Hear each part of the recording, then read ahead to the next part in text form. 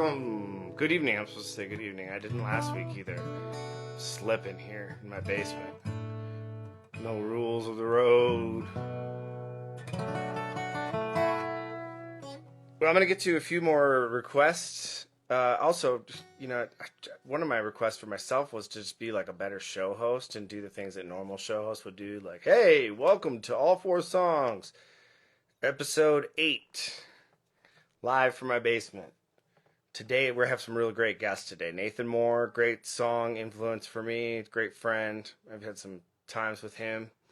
And also Billy Strings, William Apostle. So, from Billy Strings.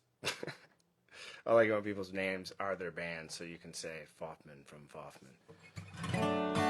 A lot of people requested that I talk about Against the Days. A couple times they've requested.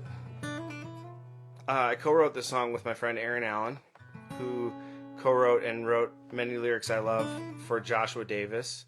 He's also written some songs with Dave now and Bont now and all sorts of friends of mine. He's a great lyricist. So when I think about talking about this song, there's the process of him and I coming up with the lyrics through email. But mostly when I think about what this song is about or think about writing it, it makes me think that memory is this futile illusion of what is actually true. And what I remember, I don't know which lines he wrote and which lines I wrote anymore. I've sang it so many times that I've associated memories and meanings with the lines. And I really don't know what is true and what is not. Lincoln, quit blowing up my chat box, bro. Just kidding. So I think to myself that there's this email where we must have discussed writing this song, and how fun would that be to read? So I look for it. I can't find it. This is potentially like 2007 we wrote this, I think. So I'm using technology, and I got like facts and like some sources to cite here today. This is getting high tech over here, except for I don't have the computer on the table. So I reached out to Aaron, who I think is here joining us right now. He created an Instagram to watch the show today. Hi, Aaron. So I reached out to him, and I'm like, what do you remember? Do you have this email by chance? And I was intrigued by what he remembered. He remembers there being a bottle of Maker's Mark and bourbon. The bourbon, and, there's the bourbon lyric.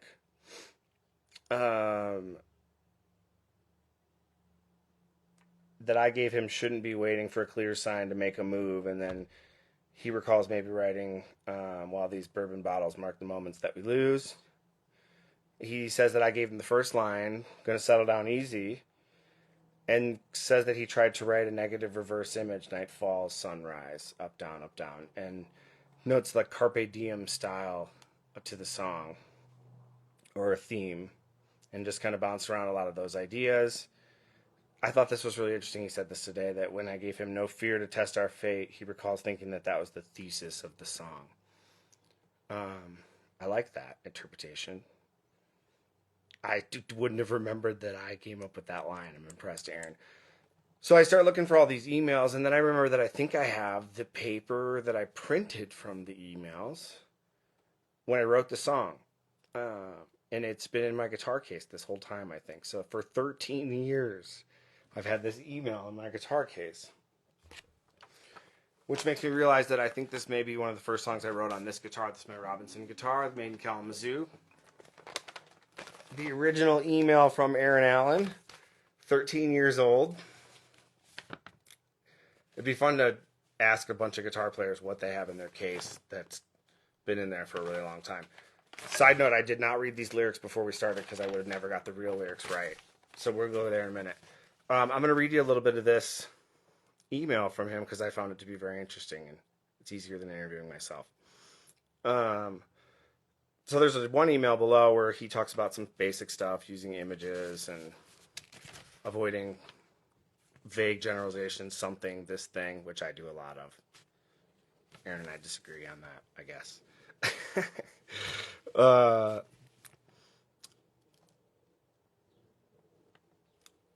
Okay, so I'm just going to read this verbatim because that's easier than paraphrasing. And I find it to be really entertaining. This is 13 years old, a letter, email from Aaron Allen when we're writing this song.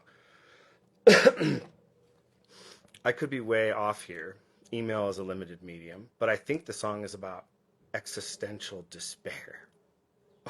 Oh my. That is to say, we each become aware that as time goes by, the past is gone, and each breath brings us a little closer to our last. As we wrestle with this small time we have, we despair. Quote, I haven't seen enough sunrises. Every choice we make, every road we travel, takes us up the time that we could have had or should have had, done something else. We will never get that chance again. Some people cope with this by drinking themselves into a stupor, and some choose to celebrate every moment, raise a glass to each moment in a race against time. Either way, death represented here by storm clouds is forever looming. However, before we break out our razor blades and Morrissey tapes, there is hope. There is one thing that gives us something to believe in. In the face of the doom and gloom, there is love. As a composition, this song can get as dark as you want in the verses and still have a positive message if you talk about the girl in the chorus. I love that. Talk about a girl in the chorus, boom, song hit. Thanks, Aaron. I'm going to use that. Maybe later today. That life is temporary makes love all the more significant. Beautiful. I think we should use the chorus to express how the girl soothes the pain of the lost, aimless life. Also, the dark verses prevent the song from being another trite bubblegum love song. By the way, I can analyze, philosophize with the best of them, but in the end, they're just lyrics, so have some fun. Let's see if there's any good lines I didn't use. Turn down slowly. Shady backroom dealings over 5 o'clock gin at the corner table flashing that shadowy grin. Didn't use that. 21st century round '08 thumbing these troubles across the interstate. There's where the interstate thing comes from. And the 5 from the 5 o'clock gin. Through a patch of black ice along a slippery curve where it's 90 miles an hour over hungover nerves. That's interesting because black ice is the first line to the Worried About the Weather song that Dave sent Aaron. But Dave never heard this lyric that Aaron wrote. Whoa. On the edge of November and the verge of a storm. That line I really like. I think Aaron probably wrote that one.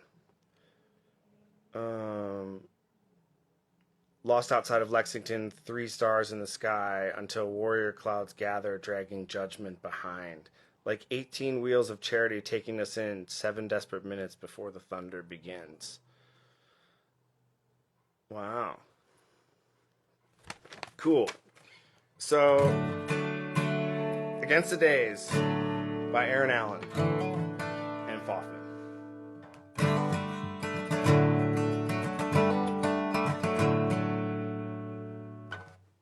You know, I just said that I didn't read the wrong lyrics before I sang the song, because that was my plan. I haven't played the song yet. I'm fine, guys. I'm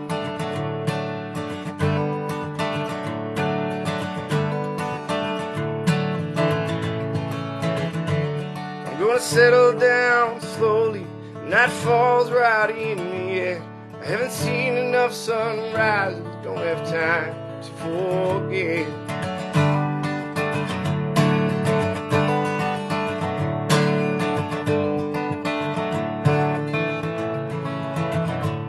Raise a glass to each moment in a race against time, where we bargain with the darkness in the back of your mind. Shouldn't be waiting for a clear sign to make a move, while these bourbon bottles mark the moments that we lose, holding fast against the days like photographs that steal words away.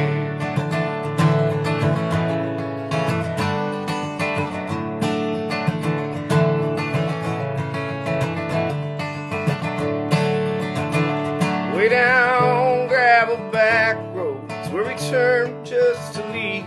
We can wrestle with our worries and reach for something to believe. Out on the edge of November, in the verge of a storm, with a radio and radiators still keeping you warm. Shouldn't be waiting for a clear sign to make a move, while these bourbon bottles mark the moments that we lose, holding fast against the days like photographs that steal words away.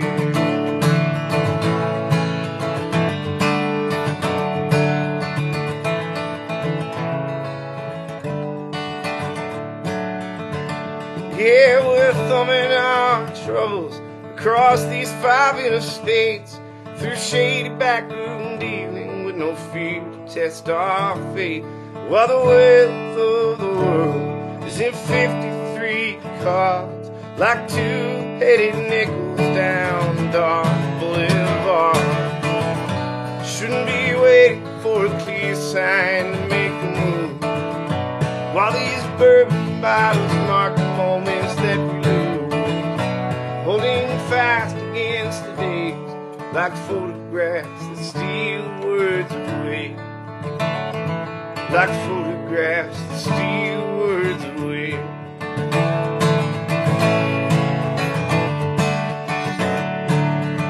Yeah.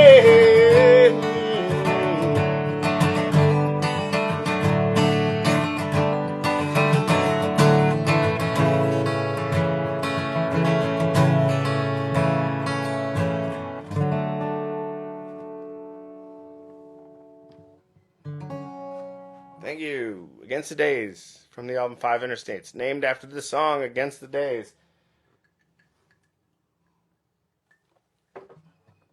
Thanks, Aaron. You know, when we wrote that song, haven't seen enough sunrises meant stay up all night to me. And now that maybe you can relate to this, Aaron, but now that we are fathers, man, I've seen enough sunrises. I like to sleep in. I want to go back to bed.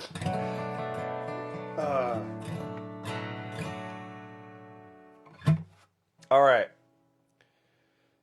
Against the Days. I'm glad that was fun. I thought of some more ideas of ways I could pull up old drafts of songs, and maybe we'll figure out how we can listen to them or something. I'm just trying to keep it interesting. You know, I'm sort of guilty of repeating the same tricks, so eventually we're going to run out of things to talk about unless we talk about other people's songs, which we're going to do a bunch of.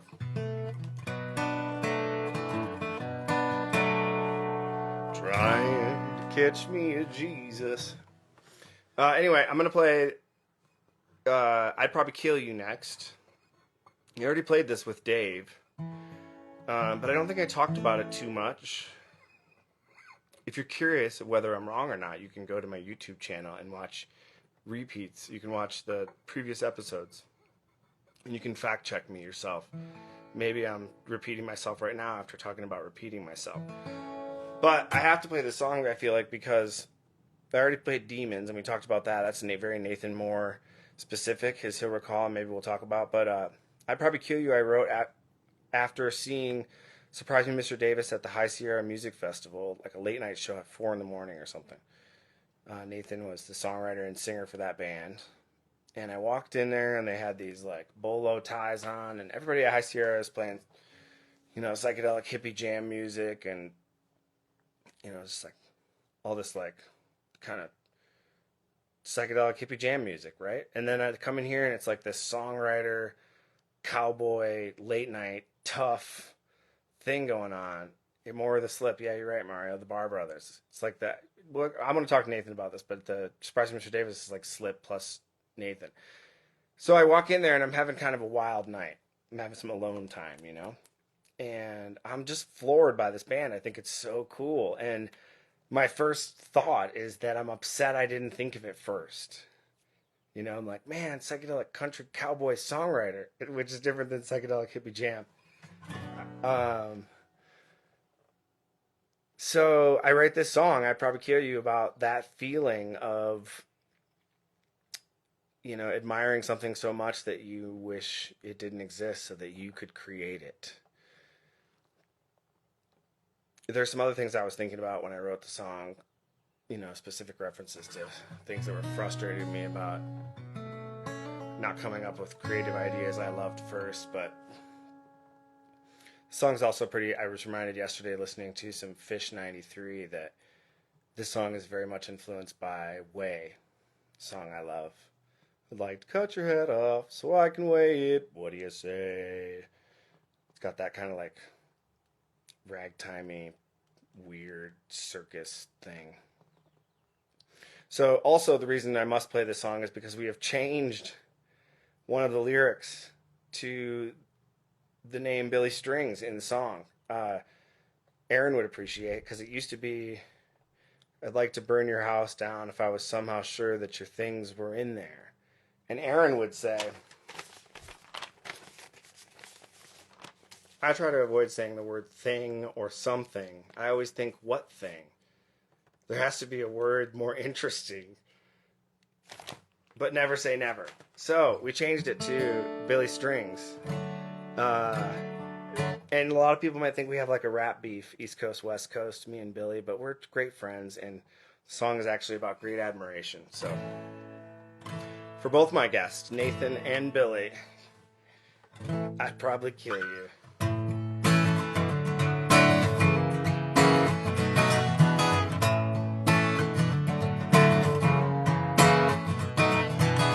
I'd probably kill you if it wasn't already wasted. You might want to regret this. I wouldn't take the chance that I might forget how I put you out of everybody's way.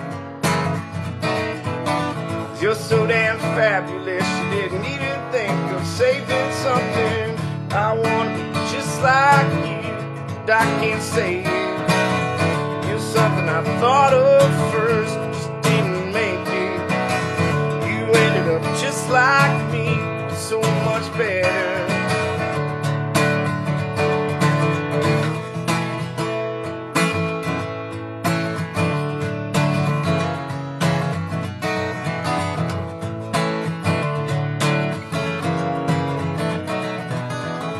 Keep my hands on the things I've earned and off a long neck bottles. I could race in circles around the women I've known and the things I bought them. How I'd pay to someday find you 2 steps behind with your hands tied, asking for something. I wanna be just like you, but I can't say it. You're something I thought of first, just didn't make it. Ended up just like me, so much better.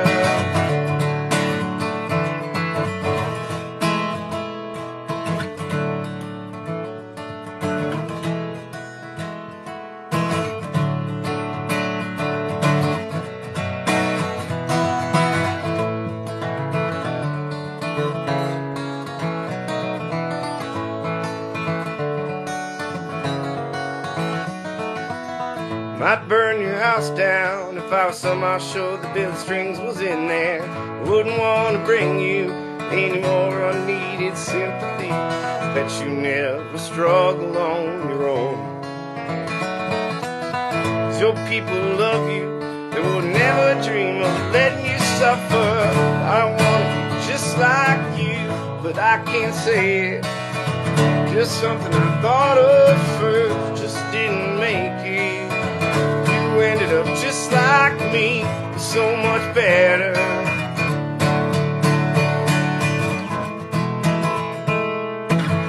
I'd probably kill you.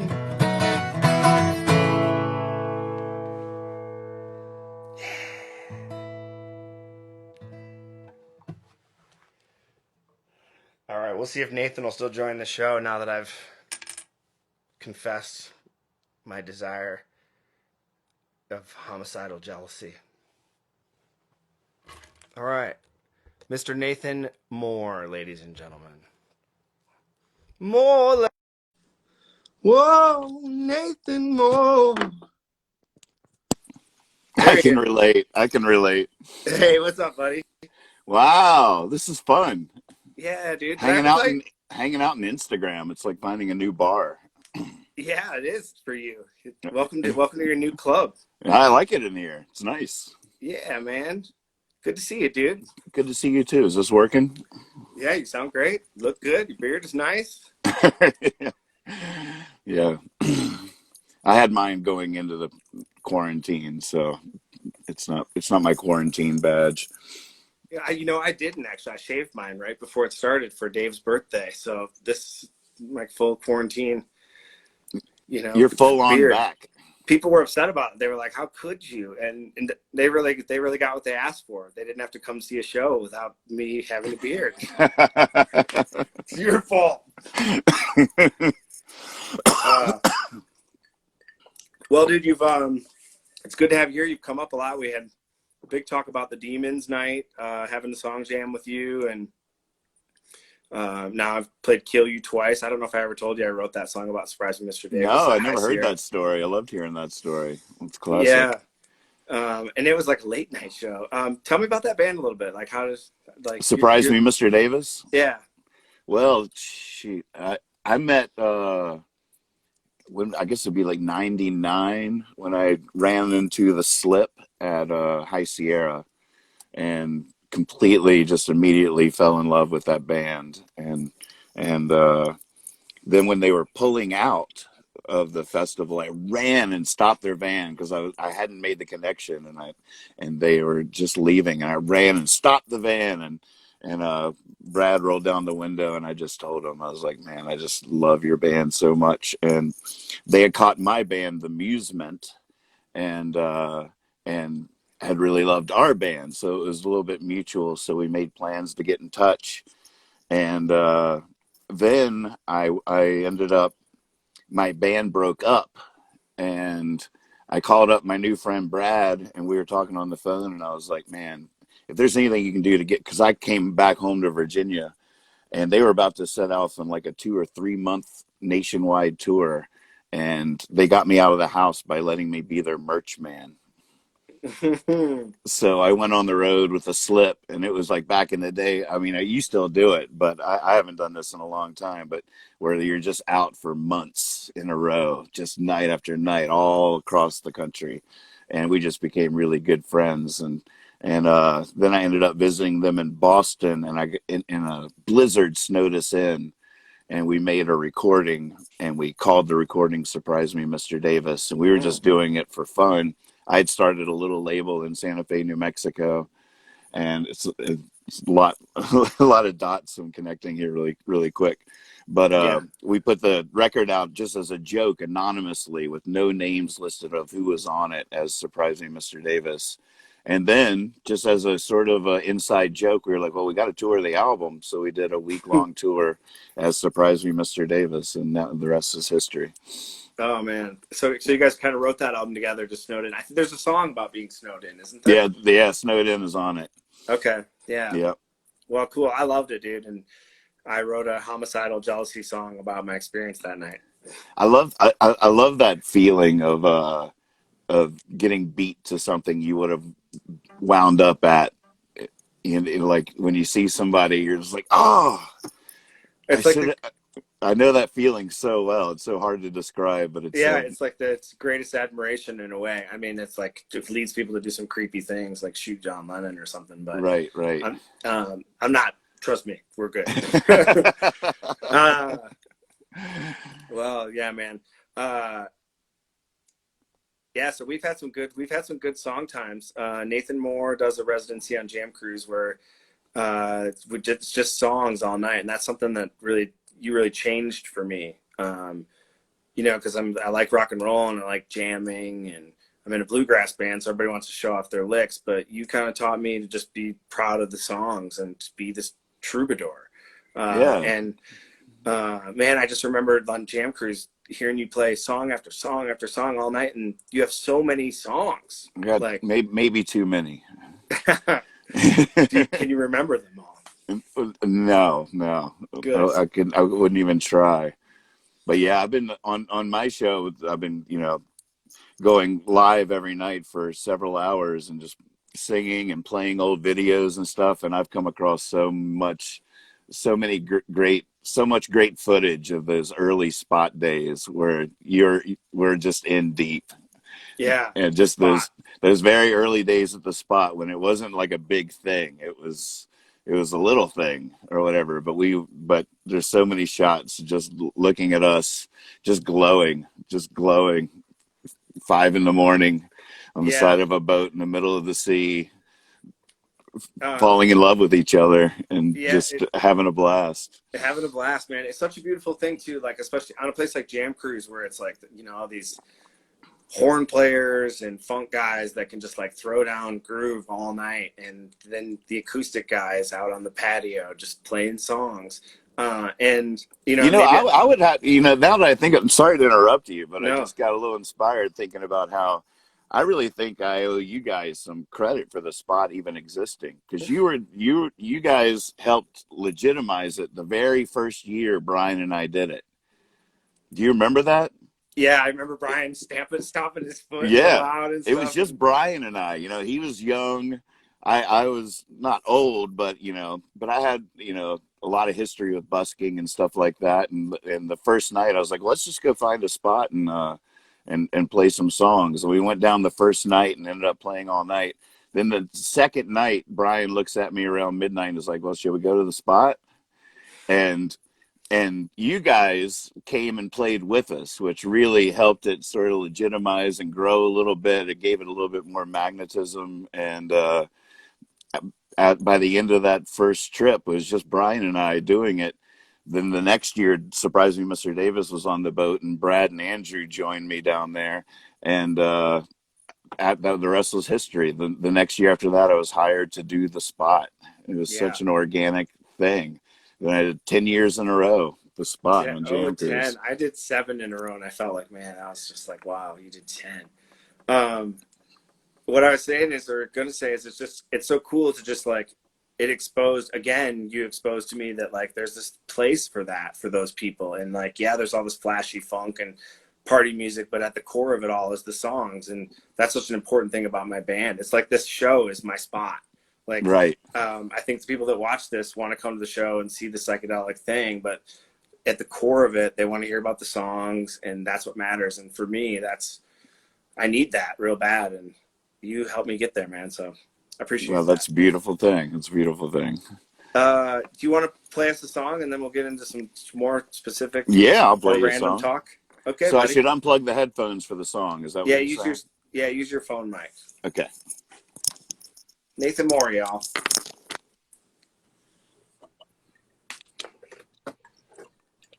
The digital spot.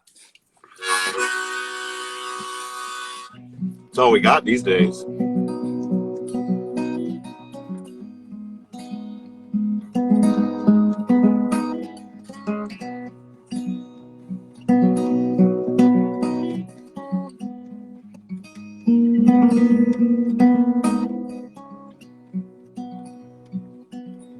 You're in charge of the silver lining. Yeah, those clouds are up to you. There's a sweet song somewhere when you're pining, just waiting until you're through. And if you're determined, you can believe. And if you can believe, you'll have faith. And if you have faith, you can love. And if you can love, you'll be safe.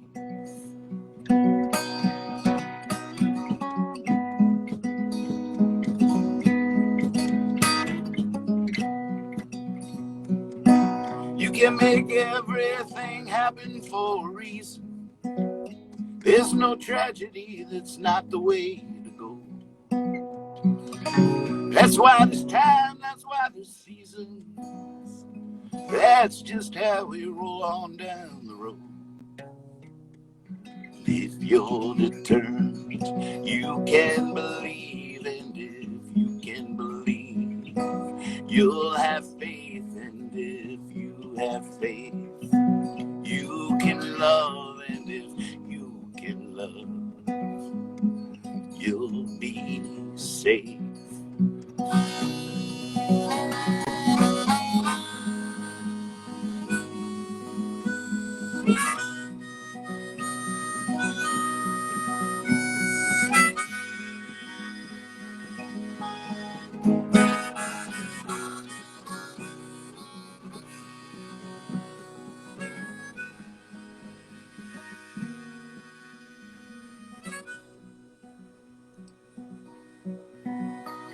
So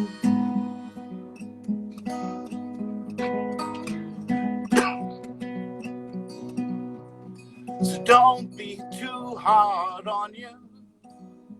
I mean, you're the one's gonna get you out of this. You must be all you need. Count on it. Someday you will reminisce.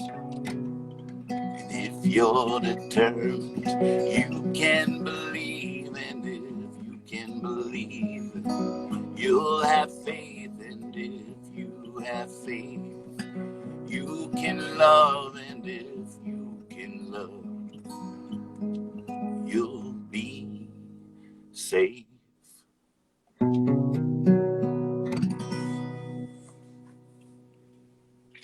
Yeah, what a great message, man. Yeah, I figured we could use some comforting music today. I'll wait for it to get plugged in. What's the name of that song? Safe. Safe. Is it a newer one?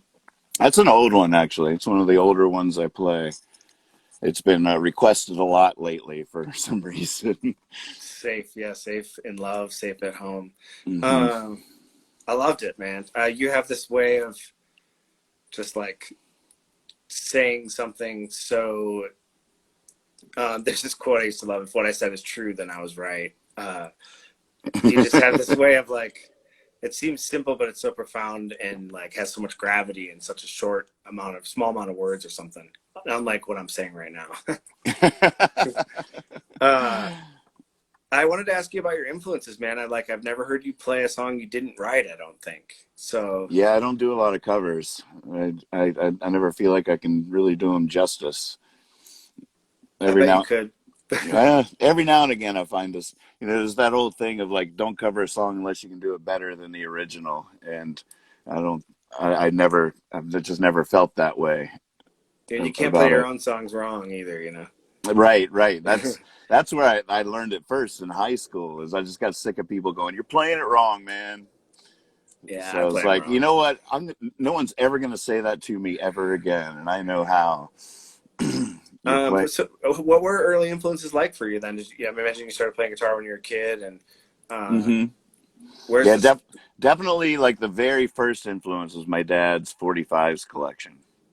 That was like my favorite toy as a child. Was putting records on the record player and just having the music pop out, and it was all the '60s from Motown to the British Invasion to the rock and roll, all the classics. But he was an avid collector as a kid, so he had boxes and boxes of 45s, and so really like his that was like my first influence in his taste in music with the Bob Dylans and the John Prine and that kind of stuff. Immediately grabbed onto that.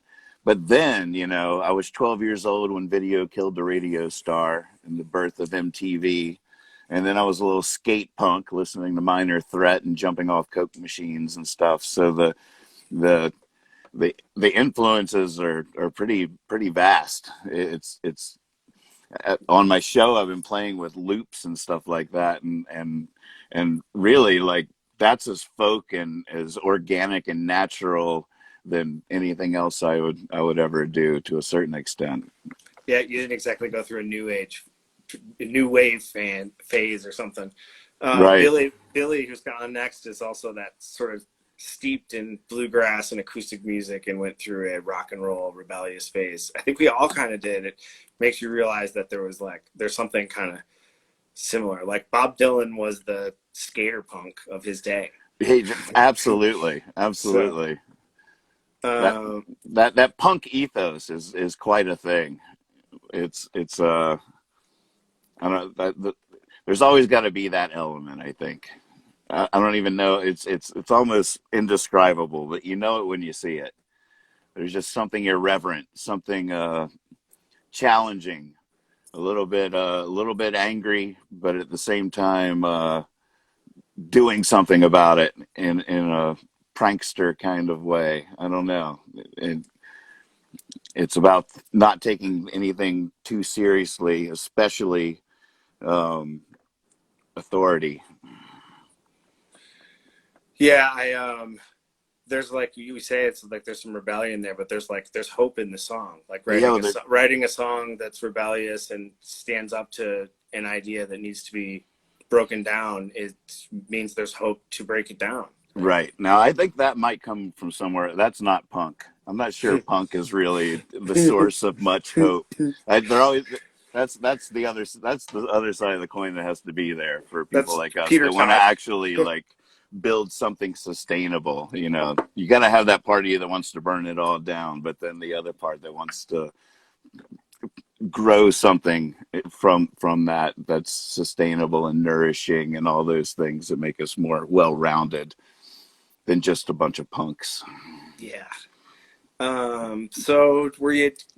So you switched to writing songs kind of young then, and what's your process like? I Tell started me. writing probably when I was 13, and then by the time I was 16, I was writing all the time, and then started having bands. Had bands in college. Got so into music, I sort of failed out of college. Moved to Texas. But you know, one thing I like thinking about is for me personally, I don't think I wrote even, well, I wouldn't say halfway decent, but I didn't write a good song until I was like 25.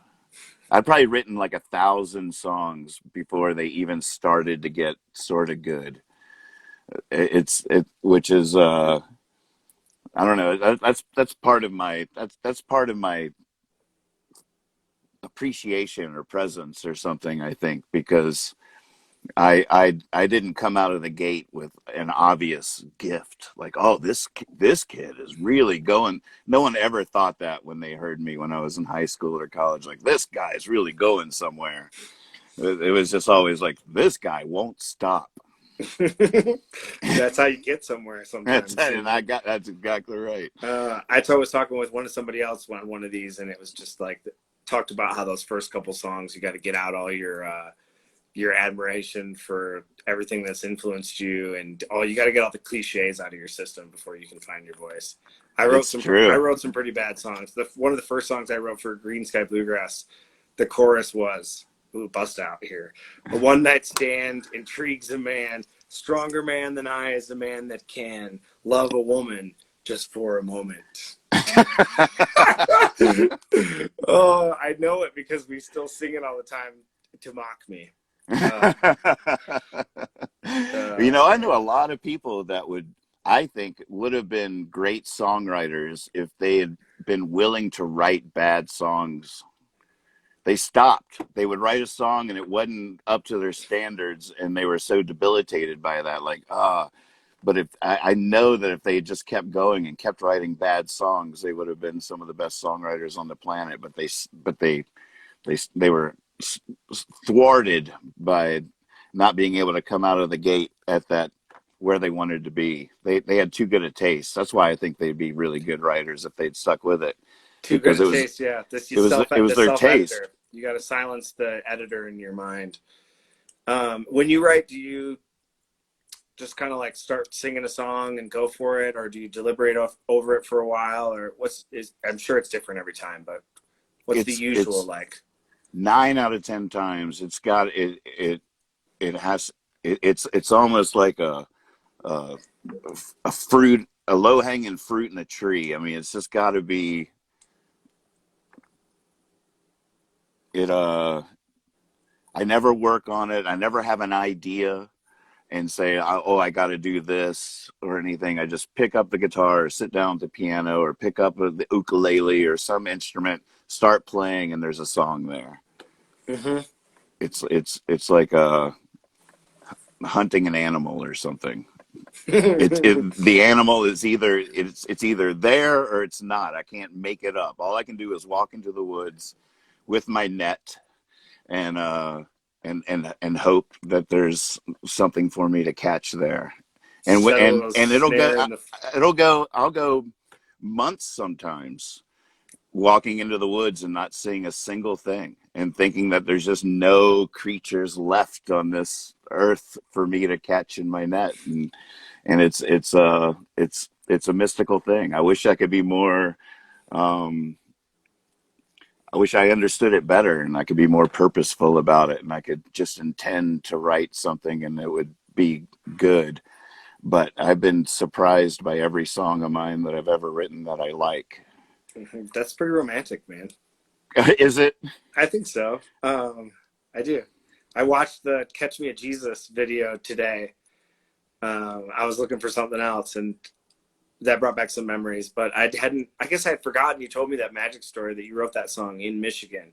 Right, But right. hearing you just like play the lick and stumble around on the words reminded me of like what I do a lot when I'm just kind of doing the same thing. Like I sometimes have ideas of things I want to write about, like the Probably Kill You song, but other times I'm just kind of like the sound of words get me, and then I use a word and I'm like, ooh, intriguing. Right, right. What is this? I love So that moment too, and I love that you can see it in the video that you're talking about, where like I find the little hook, and then I'm like trying to catch me, Jesus, and then I just like sort of like stare off into that space, and you're thinking, but at the same time you're looking, you're just hoping it comes, and then and then the next line came, and then I stare off into space, just like. And then Liz says something behind me, and she's like, "Damn, that man is smooth." And I'm like, "Yes, that's it." And that all started because that night in the bathroom, there was Liz had taken a bath or something, and there was a candle in there, and the shadow of the candle projected on the wall looked like Jesus.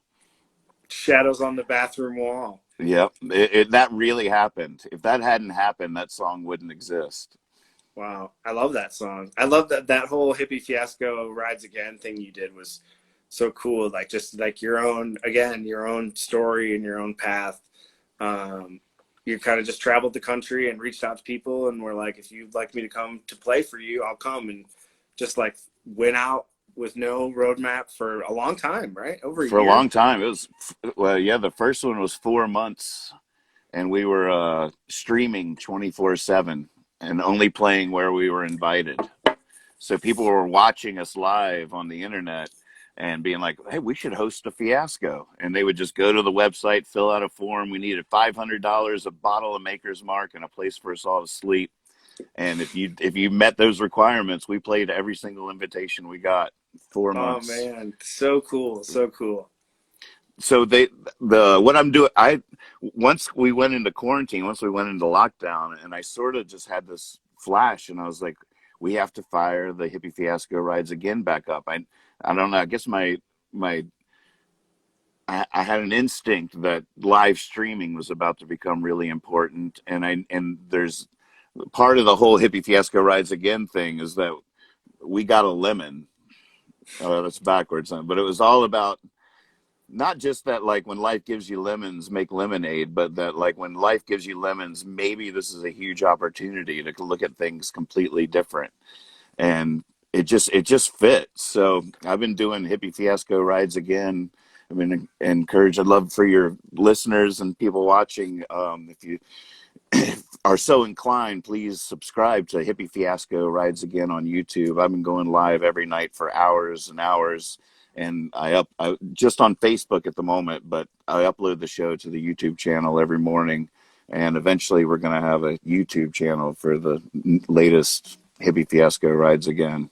Yeah, I love it, man. It's the spot Yeah, reincarnated. Yeah, I stopped in one night and visited yeah, you you. did. Yeah, Stop by anytime. it was late. That's the latest I've stayed up. I think the entire quarantine or something. My phone died and I felt obligated to come back. We acted up for a long time. Yeah. If I Um, could do one more plug in that regard, we're doing something now this week where I'm doing a puppet video contest. So anybody out there that wants to make a puppet video, just make a puppet, make a little video, send it to hippiefiasco@nathansland.com. I started out with $100 prize, but since then people have been donating specifically to raise the prize in the puppet video contest. It is now up to $200. So the best puppet video is going to win. The deadline is this coming Saturday. So that's not only a plug for the contest, but a really fun assignment for all you kids out there. People got time, and kids need projects too. So, Right. well, have you? What else are you gonna play for us, man? I was thinking since I played something old, I should play something new. I was going to ask if you've been working on some new stuff and I got a lot of new stuff. Great. Yeah. What's it called? I think, I don't know. Oh, good. Honeybees? Okay. I don't know. Honeybee? Untitled. Honeybees Honeybee. Maybe. Yeah. Honeybees maybe. Let's see how it goes. Honey Maybe. It is May.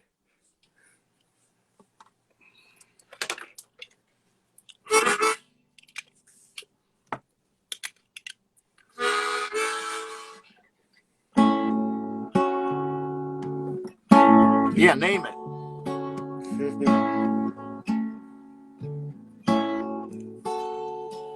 Sit by me sad, sit by me sorry. Whatever you have, you don't have to worry. Just try to relax. This too shall pass. No hurry.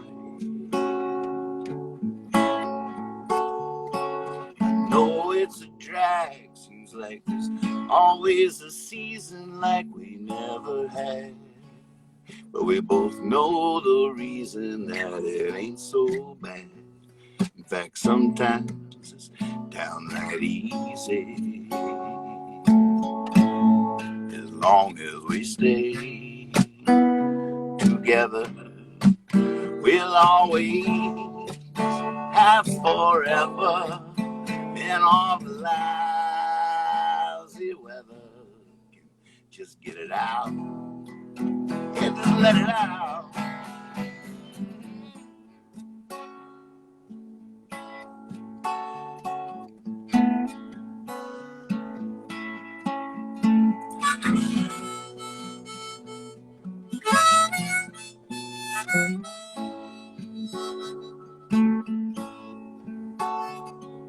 You and me, hour to hour, couple honeybees, flower to flower.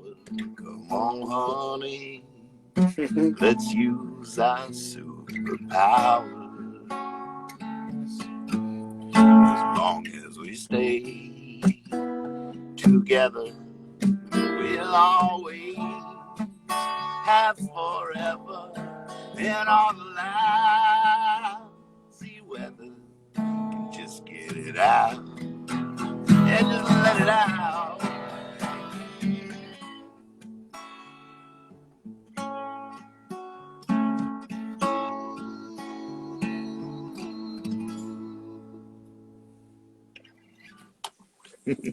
Cool, man. What was the line? It seems like we always have another season. Oh, it seems like there's always a season like we've never had. Oh, that's such a good line. I love the way you do that. You're so good at that. It's so fun. My buddy Lex texted me the day after he heard the song and quoted that line specifically. Love that line. Oh, that's good, man. It's really good. The whole thing the thing about the bees is also really good. You got you and me, hour to hour, a couple of honeybees, flower to flower. I was pretty psyched when that came. Yeah, dude, it's really great, man. It's nice to see you and hear you sing some songs. For everybody watching, again, this is Nathan Moore. Check out more of his music. Bless you so much for having me on. I love it in here. It's so fun. I could do this for hours. Well, I'll see you soon. I'll come over to your club. Stop by Hippie Fiasco. I'll stop by your bar. We'll go deeper. Okay, man. We'll figure it all out. We'll figure it all out. Appreciate you, man. Yeah, back at you, buddy. All right, everybody. Thanks for tuning in. Part 1 here. Here, I can help you out, Nathan, I think. Is this button? No, he's got it. Hippie Fiasco. You're guaranteed to be entertained. Tune in. There's going to be good songs. He shows some videos. Some people stop by. I stop by for 2 many shots of tequila at 2 a.m. and play some songs. All right, y'all. Billy Strings is up next. I am going to start the broadcast over so we are not cut off here. So tune in again in just a moment for all 4 songs with Billy Strings.